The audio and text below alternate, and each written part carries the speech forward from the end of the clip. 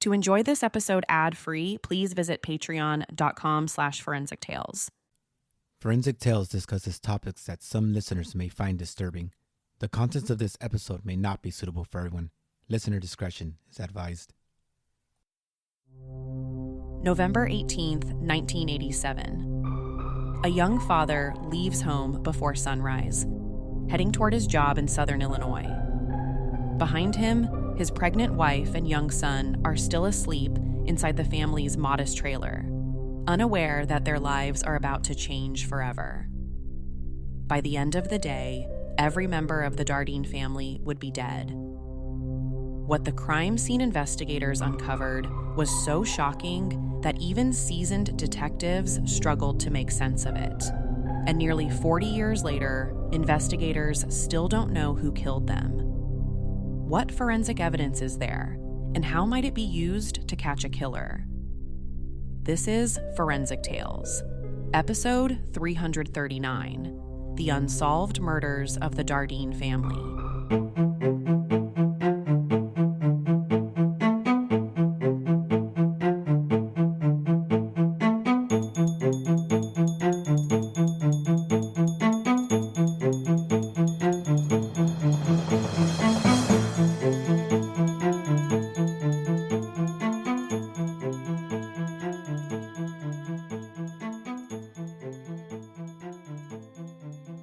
Welcome to Forensic Tales. I'm your host, Courtney Fretwell. Forensic Tales is a weekly true crime podcast with a forensic twist. Each episode features real stories highlighting how forensic science was used to uncover the truth. If you enjoy deep dives into real cases and the science behind them, make sure you're subscribed so you never miss an episode. And if you want even more content, including monthly full-length bonus episodes and early ad-free access to over 300 episodes, you can join our community over on Patreon. The support there truly helps keep the show going. To learn more, visit patreon.com/forensictales. And one small favor that makes a huge difference for the show. If you're enjoying Forensic Tales, please consider leaving a positive review on Apple Podcasts or Spotify. It really helps other listeners discover the podcast. Ina, Illinois might not be the first place that comes to mind when thinking about the brutal murder of an entire family. Located in the southern part of the state, Ina is a small rural community with a population of only a few thousand residents. Surrounded by farmland and winding country roads, it's the kind of place where neighbors know one another by name. In 1987, life there moved at a slower pace. Families gathered for Friday night football games, children rode their bikes through quiet neighborhoods, and most residents expected to spend their entire lives in the same close-knit community. But believe it or not, the events of November 18th, 1987 weren't the first time a shocking murder had rocked this small southern Illinois town. More than 60 years earlier, the town found itself at the center of a scandal that captivated the region. In 1924, a local woman named Elsie Sweeten and her lover, Reverend Lawrence Haight, decided they wanted to be together. There was just one problem. They were both married. Rather than leave their spouses, they decided to poison them. According to Elsie's later confession, she secretly administered arsenic to her husband over several days, mixing it into candy, oatmeal, and even tomato soup. At the same exact time, Haight was accused of poisoning his own wife. The murders shocked everyone. In a town where everyone knew everyone, rumors spread quickly. And the case became so explosive that authorities reportedly moved the suspects out of the county for their own protection, fearing an angry mob might take justice into its own hands. For many communities, a crime like that would become the darkest chapter in local history, the story people would tell for generations. But not here, because more than 6 decades later, another crime would eclipse it entirely. Over 6 years of hosting this podcast, there have been a handful of cases that have just stuck with me.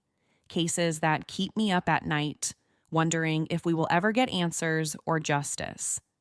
And to be completely honest with you, this is one of those cases. I know I start every episode with a listener's discretion, but this one is truly disturbing.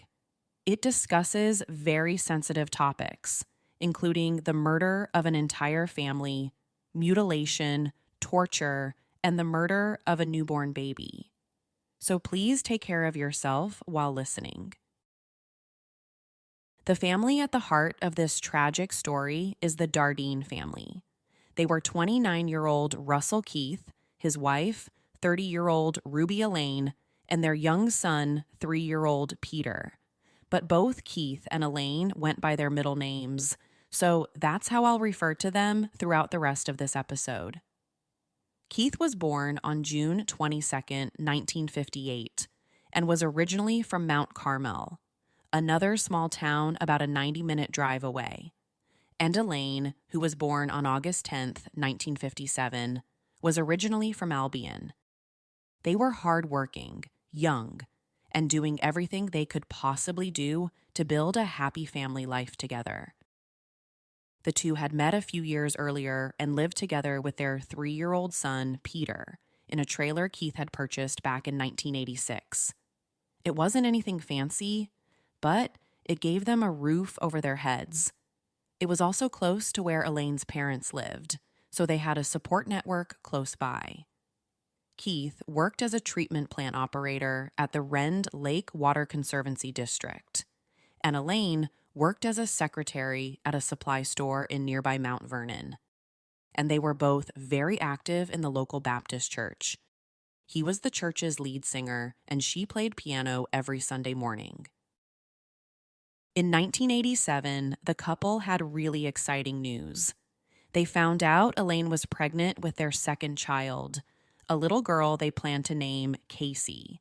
And at the time of their murders, she was almost 8 months pregnant and just weeks away from giving birth. They were truly excited about building their family. According to several news reports, when Keith and Elaine found out they were expecting, Keith talked about wanting to sell the trailer and move. At first, it sounded like they just wanted a little more space for their growing family and had put the trailer up for sale earlier that year.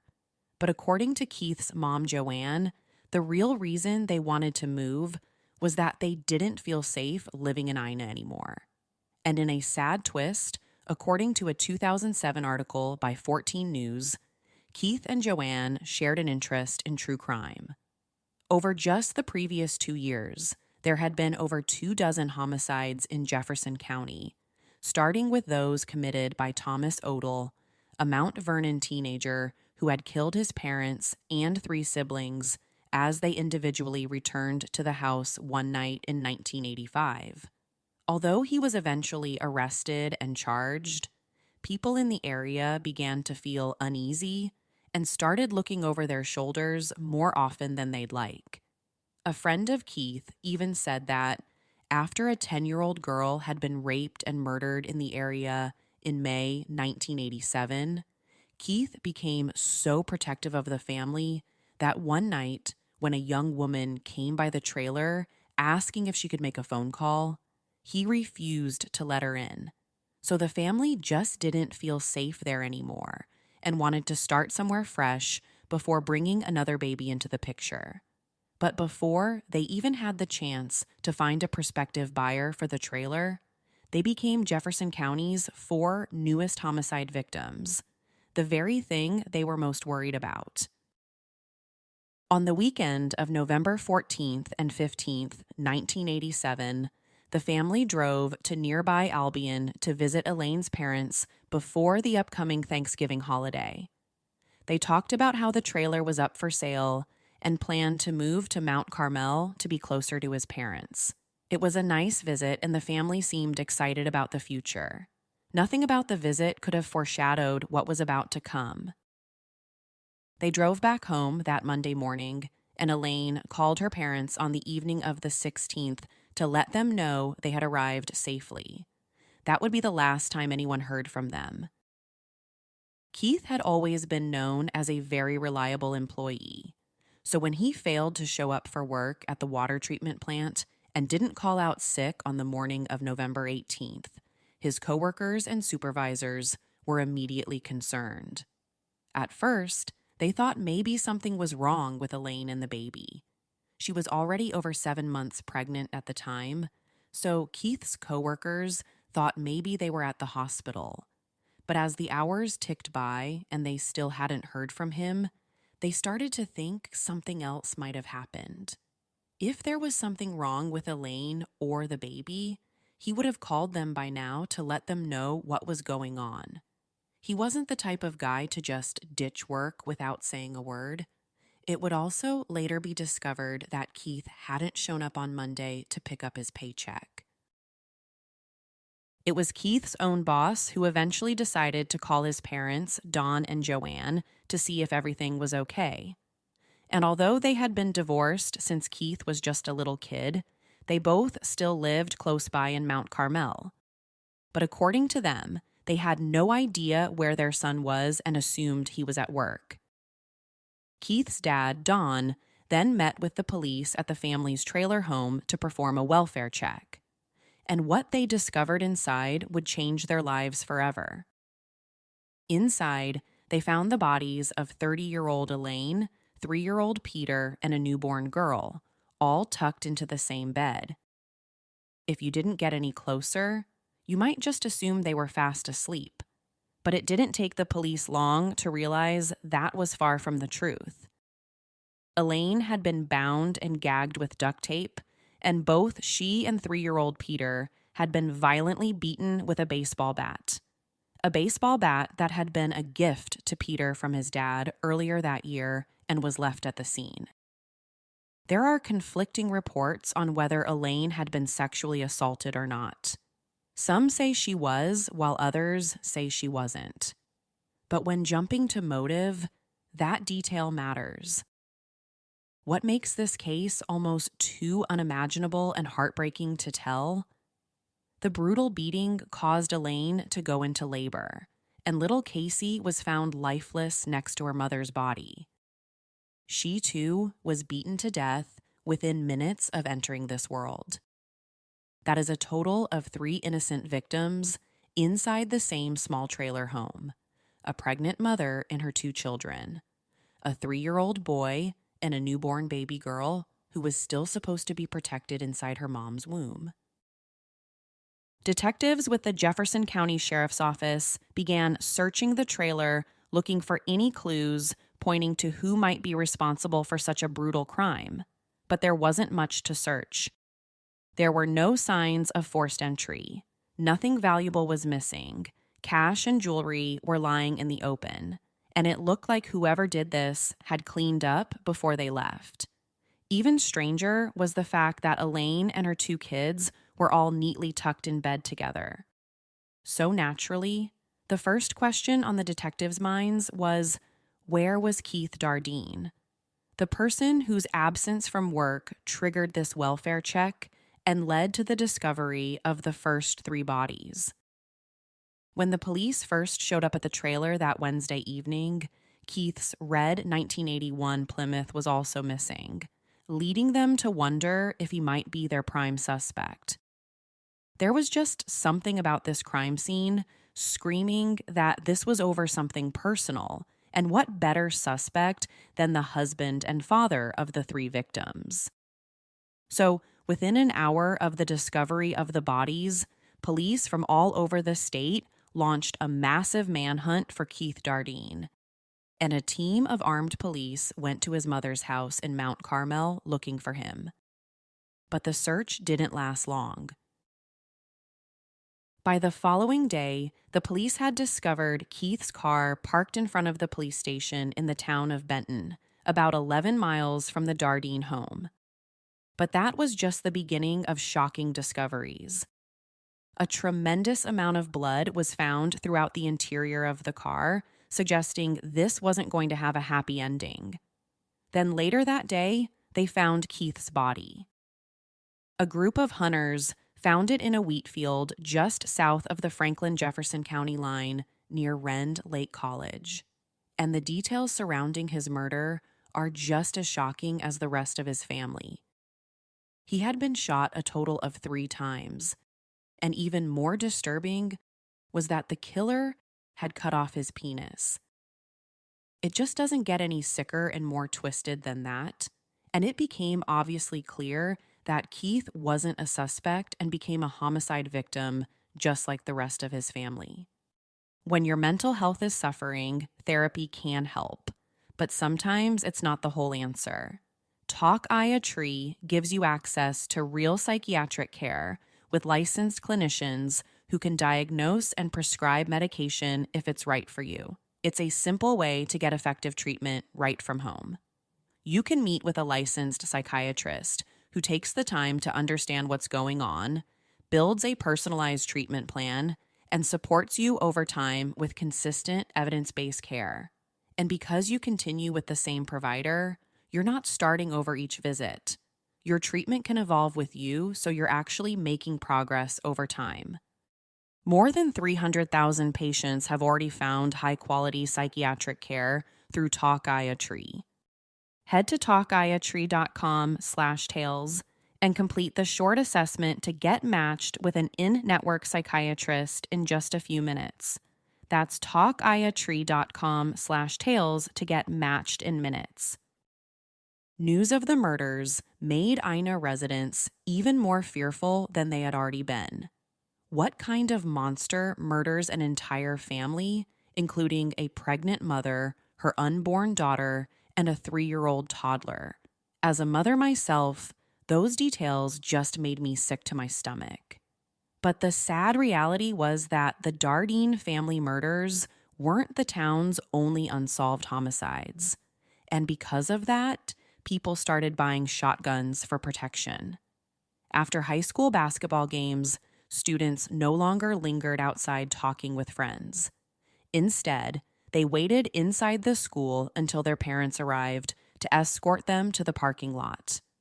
The Dardeen family murders really changed the way people lived in this part of Illinois. And as fear spread, so did rumors. Part of the problem was that investigators released very little information in the early days of the investigation. What information did make its way to the public was sometimes inconsistent or contradictory. Even officials involved in the case initially differed on certain aspects of how some of the victims had died. For instance, one report suggested Keith had been bludgeoned to death, when in reality, he had been shot. So without clear answers, speculation quickly filled the void. Some rumors exaggerated what had happened inside the trailer. Others distorted details surrounding the birth of baby Casey. Stories began circulating that were far more horrific than the forensic evidence actually suggested, and before long, some residents were convinced the murders had been part of a satanic ritual, while others believed a serial killer was stalking southern Illinois and targeting entire families. We'll talk more about both those theories a little later in the episode. The truth was that most people simply didn't know what to believe. The murders had been so brutal and so difficult to comprehend that many residents struggled to make sense of them. One local physician who also served as a county coroner later said that patients regularly brought up the case during appointments, describing how deeply it had affected them. Some reported losing sleep. Others admitted they were afraid to be home alone at night. And can you blame them? This case goes well beyond just a regular murder, if there ever is such a thing. We've got elements like familicide, staging of a crime scene, sexual mutilation, torture. This was anything but your typical murder investigation. In the weeks following the murders, fear became almost contagious. Residents began warning one another about potential killers lurking in the area. Some people became so frightened that they avoided knocking on strangers' doors for help, even in emergencies. But rumors aren't evidence. And while stories continued to spread throughout southern Illinois, investigators were focused on something far more important: the physical evidence left behind at the crime scenes. So let's talk about the forensics. From the beginning, around 30 detectives were assigned to the case, and inside the trailer, they found a small amount of marijuana. But it wasn't enough to suggest the family was involved in drug dealing. In fact, it seems more likely that the killer may have accidentally left it behind because toxicology showed no drugs in any of the victims' systems. They also found no alcohol. Others speculate that it was left there to mislead investigators, but its presence has to make you wonder whether it had anything to do with what happened. These murders occurred in the 80s, when our acceptance of marijuana was much, much lower than it is today. The coroners put the time of death for all four of them within an hour of each other. Elaine and the kids were likely killed about 12 hours before they were discovered on Wednesday evening, and Keith, who was found the following day, was likely killed sometime between 24 and 36 hours before. So that timing suggests the killer likely broke into the trailer sometime Tuesday night, murdered Elaine and the children, then led Keith to a secondary location where he was shot and killed. Then, after everyone was dead, the killer drove Keith's car and abandoned it in front of the police station. Another bizarre detail. Why would they choose to ditch it right in front of a police station? Wouldn't you be worried about being identified?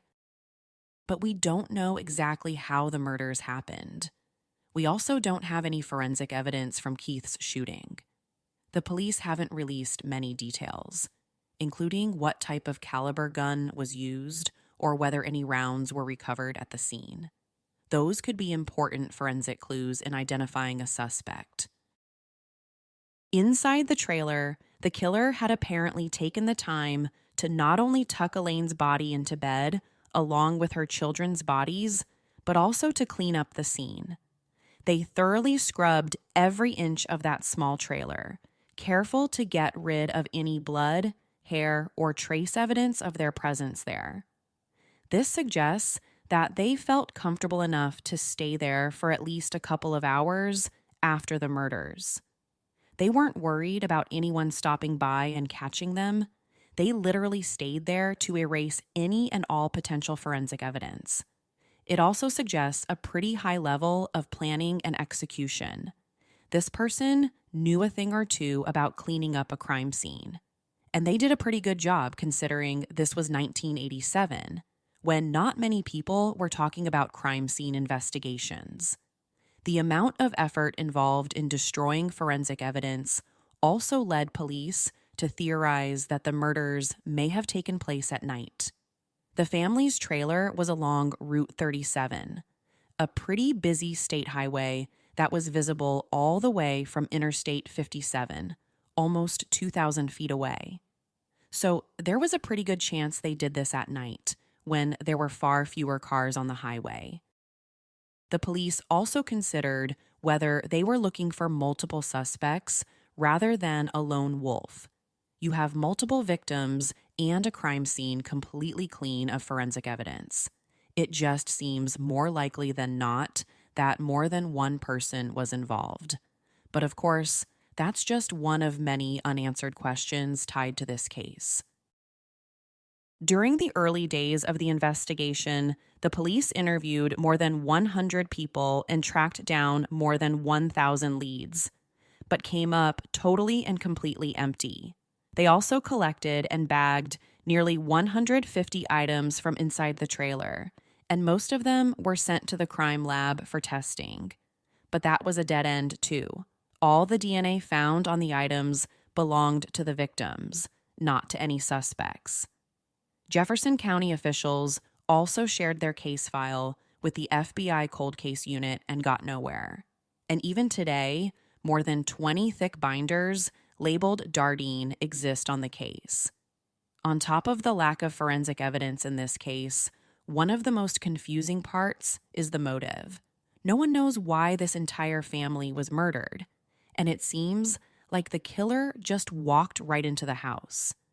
There weren't any signs of forced entry, and when the cops showed up, the back door was unlocked. So it's like whoever did this walked right in and out.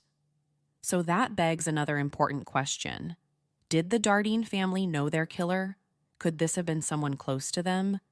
Or at least close enough that either Keith or Elaine would have let them inside their trailer if they knocked on their back door?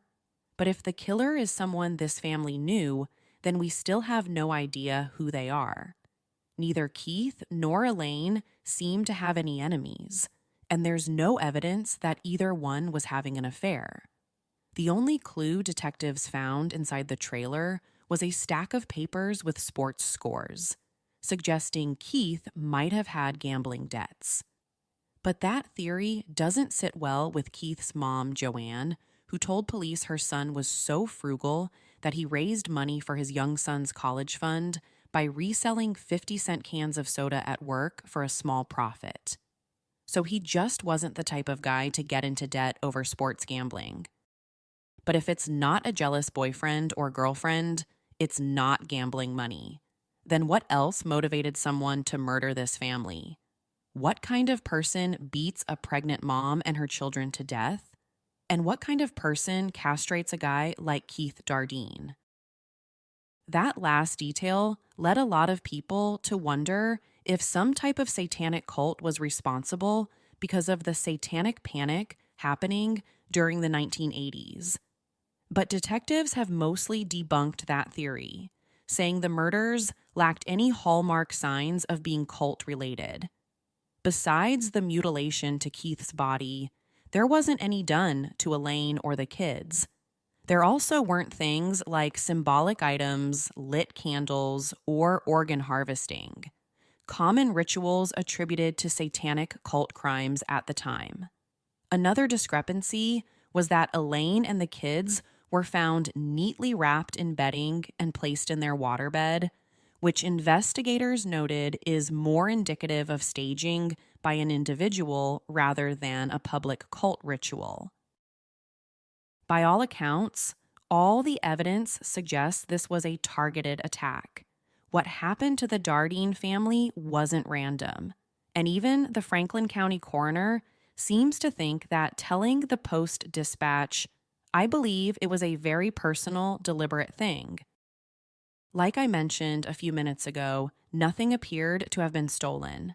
Cash and jewelry were found in easily accessible places throughout the trailer, and the family had an expensive VCR player sitting right in the middle of the living room.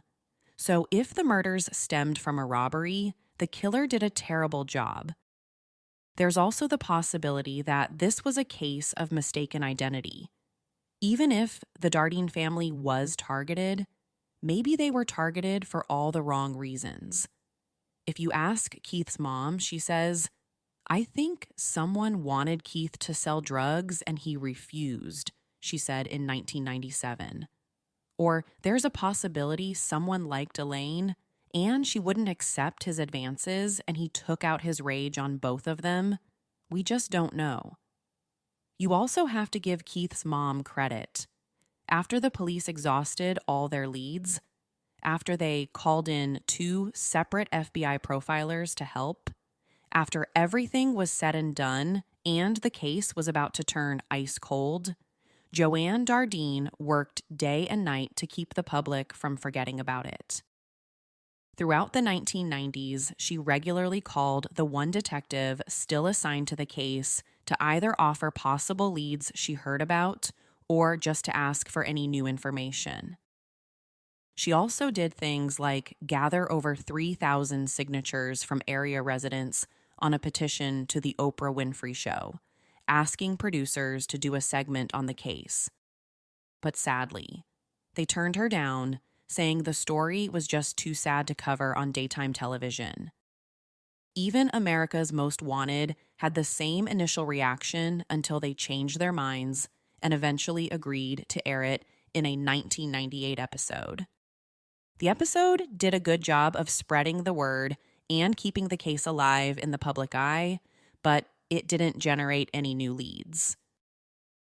If the Dardeen family wasn't killed by someone they knew personally, it could mean this was a random or stranger attack.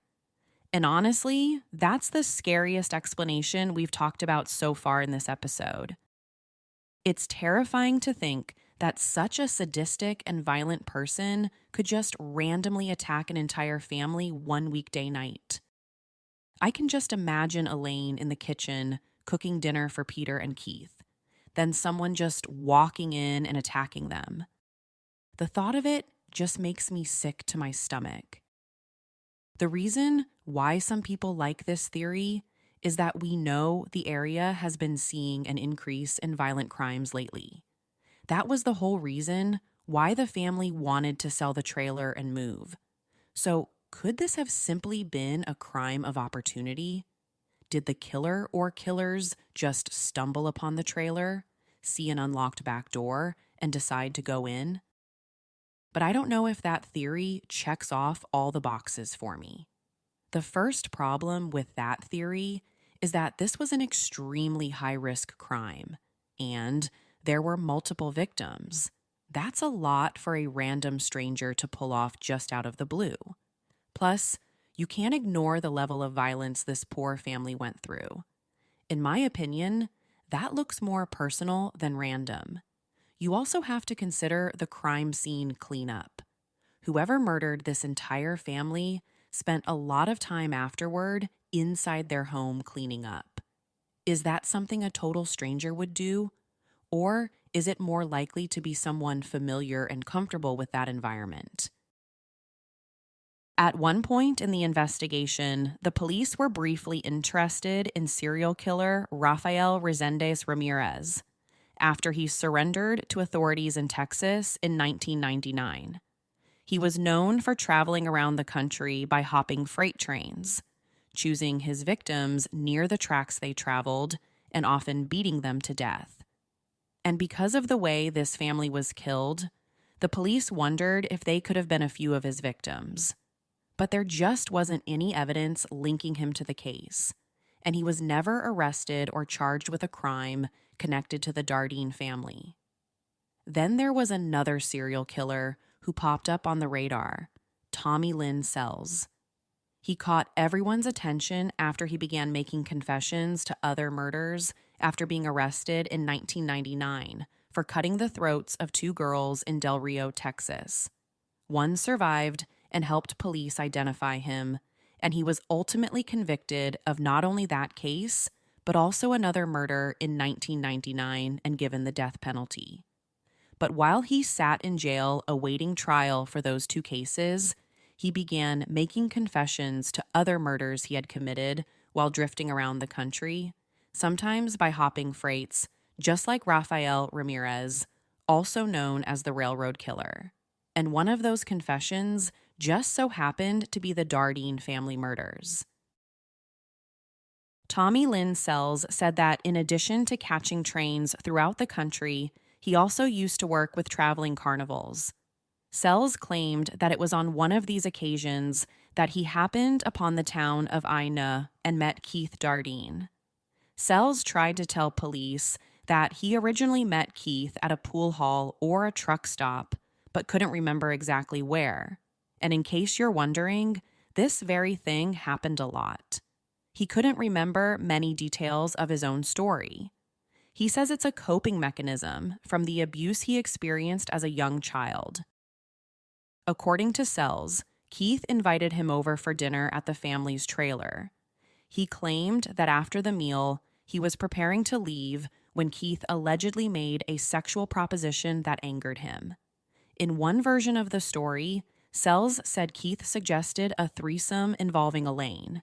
He claimed that this encounter sparked the violence that followed.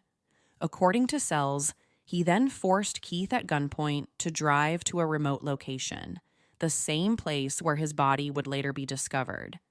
Sells claimed he killed Keith there before mutilating his body. He then allegedly returned to the Dardeen trailer where he murdered Elaine and 3-year-old Peter. In Sells' version of events, The killings were driven by an uncontrollable rage that he said had been triggered by Keith's alleged sexual proposition. At one point, Sells reportedly stated, "I was just so pissed off that I took it to the maximum limit. Rage don't have a stop button." But Sells didn't stop there. In a third version of events, he abandoned the entire story about Keith inviting him to dinner and making a sexual proposition. Instead, he claimed that he had hopped off a freight train near Ina and noticed the Dardeen family's trailer was for sale. According to this account, he spent hours drinking beer and watching the property before approaching the home and pretending to be interested in purchasing it. Sells claimed that once Keith opened the door, he overpowered him and forced him to restrain Elaine and Peter. He then allegedly made Keith drive to a remote field at gunpoint, where he murdered him before returning to the trailer. From there, Sells described a horrific series of events inside the home. He also claimed that after the killings, he cleaned himself up and drove Keith's vehicle to Benton, where it was later discovered. But is Tommy Lynn Sells the guy? Is he really the man responsible for murdering the Dardeen family almost 4 decades ago? Not everyone agrees on the answer to that question. Following Sells' execution in Texas in 2014, some Illinois investigators publicly stated that they still believed he was the most likely suspect. Officials who interviewed him pointed out that he appeared to know certain details about the crime that had never been released to the public. So to them, that knowledge suggested he may have been involved. But even those investigators acknowledged a major problem. Sells had a long history of changing his stories. To be frank, he was a liar. Over the years, he has offered so many different versions of what happened to the Dardeen family that it is hard to take him seriously. The details shifted, timelines completely changed. Entire portions of his account were abandoned and replaced with new explanations. And while the broad strokes often match the known facts of the case, many investigators noted that much of the information he provided had already been reported in newspapers and television coverage. And when interviewers pressed him on details that had been intentionally withheld from the public, he didn't seem to have an answer. There were even times when he provided information that directly contradicted the physical and forensic evidence. And when it comes to alleged confessions, those details matter. You can't have someone confess to a quadruple murder, but contradict the forensic evidence. Suspects lie, but forensic science doesn't. But if Sells were still alive today and you asked him, he argued that the lack of physical or forensic evidence connecting him to the murders wasn't proof of innocence. According to him, investigators had never been looking for him in the first place because he was constantly traveling from state to state as a transient drifter. But skepticism about this Tommy Sells character wasn't just limited to the police. Friends and family members of the Dardeens had their doubts too. For example, they found it highly unlikely that Keith would have invited a complete stranger into his home for dinner, especially given the growing fears about violent crime in the area at the time. That just wasn't something he would do. They also doubted his claim that Keith had made a sexual advance toward him. Those who knew Keith said they had never seen anything to suggest that scenario was even remotely plausible, and investigators found no evidence supporting it during their original investigation. When Keith's mom, Joanne, first heard about Sells' confession, she told the Chicago Tribune that she thought it was him, but said the only way to know for sure was to sit down and have a conversation with him face to face in prison. If she could just look him in the eyes, she thought she could tell whether he was the man responsible for murdering his son and his entire family. "I have always wanted to know every detail," she said, Some people may think that's gory, but when someone does something to my family, I want to know why. But Sells wouldn't do it. In a 2010 interview, he basically said he didn't know what the conversation would accomplish. Joanne wants to talk to me. If she wants to come here and talk to me, scream at me, yell, kick me, hit me, she should have that right, he said. But the conversation between the two of them never happened, mostly because by the time he was executed in 2014, Joanne had changed her mind. I wanted him to stay alive until I know positively he didn't do it, she told the Associated Press shortly afterward. The things he said do not match up with what I know about Keith, she told Pat Goen, the Post-Dispatch reporter who had originally covered the case in 1987. A lot of people think it's done and over with, but to me it's not. Ultimately, authorities never felt they had enough evidence to charge Sells with the murders of the Dardeen family. They certainly had no solid forensic evidence linking him to anything. And because he was executed before investigators could fully test many of his claims, some questions may never be answered. Which leaves us with the same question investigators have been asking since 1987. Was Tommy Lynn Sells finally telling the truth? Or was the Dardeen family simply another case he falsely claimed as his own? Almost 40 years later, no other suspects have been publicly identified in the murders. But in recent years, Illinois detectives have leveraged advancements in forensic science to re-examine the evidence, including the baseball bat, the bindings used on Elaine, the victim's clothing, and anything else that might contain traces of the killer. It just takes a single piece of usable forensic evidence, and we might finally catch the bad guy.